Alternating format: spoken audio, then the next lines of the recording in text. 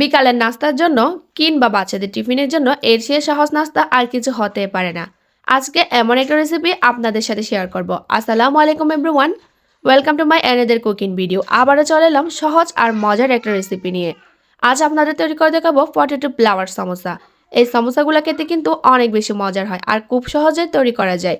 চলুন তাহলে কথা না বাড়িয়ে রেসিপিটি দেখে নেওয়া যাক। এর জন্য প্রথমে একটা মিক্সিং বোলে আমি নিয়েছি 2 কাপ ময়দা। আমি এখানে চায়ের কাপে 2 কাপ ময়দা নিয়েছি। দেন এখানে দিয়ে দিচ্ছি হাফ চামচের মতো লবণ, 2 টেবিল চামচ দিয়ে দিলাম রান্নার তেল। এখন তেলটা ময়দার সাথে খুব ভালোভাবে মাখিয়ে নিব। তেলটা খুব ভালোভাবে মাখানো হয়ে গেলে এখন আমি এখানে দিয়ে দিচ্ছি নর্মাল পানি। নর্মাল পানি দিয়ে আমি একটা সফট ডু তৈরি করে নিব। নর্মালি আমরা রুটি পরাটার জন্য যেভাবে ডু তৈরি করে থাকি এই ডুটাও কিন্তু ঠিক সেরকমই হবে। এই ডুটা তৈরি করার জন্য আমার এখানে 1 কাপের একটু কম পানি লেগেছে। আপনাদের ক্ষেত্রে একটু বেশি বা কমও লাগতে পারে। ডুটা তৈরি করার পর এখন এটাকে আমি ডেকে রেখে দিচ্ছি। এখন আমি আলুর পুরটা রেডি করে নিব। আলুর পুরের জন্য আমি এখানে 4টা সিধা আলু নিয়েছি আর একটা গ্রেটারের সাহায্যে আলুগুলোকে খুব ভালোভাবে গ্রেট করে নিব। তবে আপনারা চাইলে এগুলোকে ম্যাশ করতে পারেন। তবে খেয়াল রাখতে হবে আলুতে যেন কোনো বড় টুকরা না থাকে।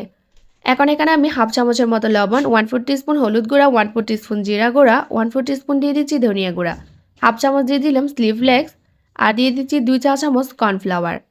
একটা কাঁচামরিচ কুচি দিয়ে দিলাম, ধনিয়া পাতা কুচি দিয়ে দিচ্ছি 1 টেবিল চামচ। তবে জালের পরিমাণটা আপনাদের পছন্দ অনুযায়ী কম বা বেশি দিতে পারেন। এখন সব উপকরণগুলো একসাথে খুব ভালোভাবে মাখিয়ে নিচ্ছি। এই তো আমার আলুর পুরটা কিন্তু এখন একদম রেডি। যে ময়দার ডুটা আমরা তৈরি করে রেখেছিলাম এখন ডুটা নিয়ে আমি আর একটু মতে নিব। আমার ডুটা কিন্তু এখন খুব সফট হয়ে গেছে আর এটা খুব ভালোভাবে সেট হয়ে গেছে। ডুটা আরেকটু মতে নেওয়ার পর এখন এখান থেকে আমি ছোটো ছোটো লেচি কেটে নিচ্ছি। আপনাদের পছন্দ অনুযায়ী এই লেচিগুলো ছোটো বা বড় কাটতে পারেন। এখন হালকা একটু ময়দা ছিটিয়ে দিয়ে আমি একটা পাতলা করে রুটি বেলে নিচ্ছি। রুটিটা বেলে নেওয়ার পর রুটিটাকে আমি চারদিকে কেটে স্কোয়ার শেপ করে নিলাম। একইভাবে আমি সবগুলোকে কেটে স্কোয়ার শেপ করে নিব। দেন আমি আলুর পুরটা দিয়ে দিচ্ছি। আলুর পুরটা চারদিকে ছড়িয়ে দিচ্ছি আর উপর দিকে আরেকটা রুটি স্লাইস দিয়ে হালকা হাতে একটু চেপে দিচ্ছি। এখন এগুলোকে আমি লম্বা করে কেটে নিয়েছি। এখন এখান থেকে একটা স্লাইস নিয়ে হালকা হাতে একটু গুঁড়িয়ে দিচ্ছি। দেন এক সাইড দিয়ে একটা ভাঁজ দিয়ে দিচ্ছি আর পানি দিয়ে মুখটা খুব ভালোভাবে সিল করে দিলাম যাতে তেলে ভাজার সময় খুলে না আসে। আপনারা হয়তো দেখেই বুঝতে পারছেন এই ভাঁজটা আমি কিভাবে দিয়েছি। একইভাবে আমি সবগুলোকে বানিয়ে নিলাম। চুলা একটা প্যানে আমি পরিমাণ মতো তেল বসিয়ে দিয়েছি আর একে একে করে ফ্লাওয়ার সমোসাগুলো তেলে ছেড়ে দিচ্ছি। মাঝারি আছে উল্টে পাল্টে ভেজে নিব সুন্দর একটা কালার আসা পর্যন্ত। যখনই দেখবেন একদম গোল্ডেন ব্রাউন কালার হয়ে গেছে এগুলোকে তেল ঝরিয়ে উঠিয়ে নেবেন। এই তো রেডি হয়ে গেল মজাদার পটেটো ফ্লাওয়ার সমোসা।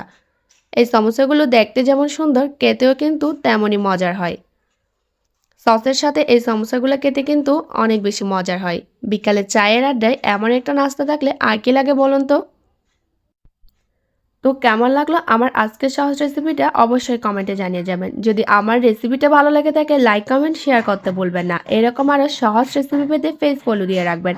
সবাই অনেক বেশি ভালো থাকবেন, সুস্থ থাকবেন। আল্লাহ হাফেজ।